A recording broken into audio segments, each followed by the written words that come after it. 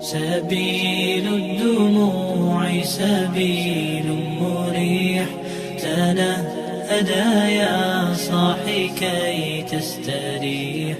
My dad had some mental health issues, so it just meant that I'd have to keep moving around from place to place to basically get away from him because of his mental health. And one day I got a phone call and someone said, "You need to go to your dad's house, you need to go down to his place." I remember going down to his flat, and outside there was like police tape outside. So at that time, obviously I thought he was dead. Alhamdulillah, he wasn't dead, but he had been stabbed repeatedly. They kept stabbing him, stabbed him a couple of times in the arms, the leg, and one of the times it like punctured his heart. I went to the hospital and he seemed okay. They said, "Oh no, he's okay." They'd like bandaged him up and everything, but he'd have to stay in the hospital. At 12 o'clock there's like a different doctor that comes on, and that doctor had said, "Hold on a minute, he's got stab wounds in his chest near his heart. Why have you not checked his heart?" And when they checked, his heart had been punctured. He would have internally bled to death. I had to operate on him and like patch up his heart and everything. Alhamdulillah, because obviously he is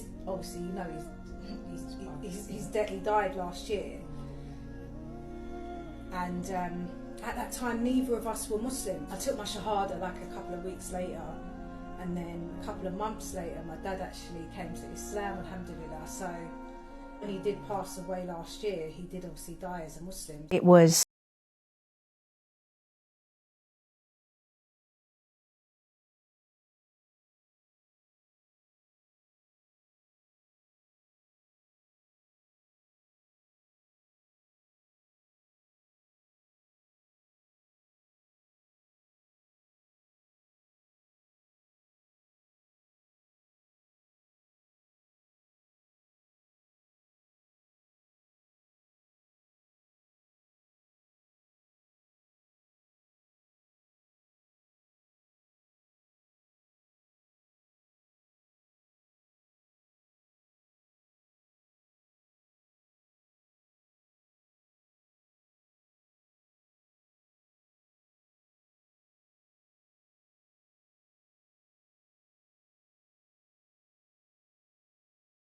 to Allah at the time, take the pain away. And I can remember feeling this warm feeling going all the way up my feet, all the way, into my body. And I literally felt like the warmth touch my heart, and it's almost as though I felt my heart lift. Immediately after that, I stopped crying, and it's like something just changed for me that day. So I can remember after that, there was this overriding feeling that I had that I don't want to die a non-Muslim. I was mid-20s when I reverted to Islam, so changing my whole life from who I was then to who I am now, that took many, many years. Don't put too much pressure on yourself.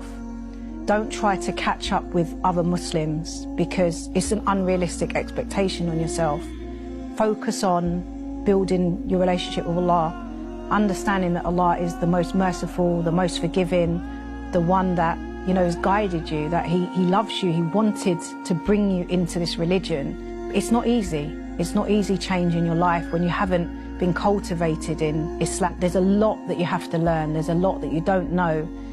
As reverts, we're either pushed into, wearing the hijab, getting married and things like that. These are a lot of things that we're pushed into and encouraged to do, when actually the first point of call is establishing a relationship with Allah, understanding Allah, and even to an extent like, building the relationship with the Quran, Allah's word. We just end up way off track and, taking in so much information, and honestly, it can get very overwhelming.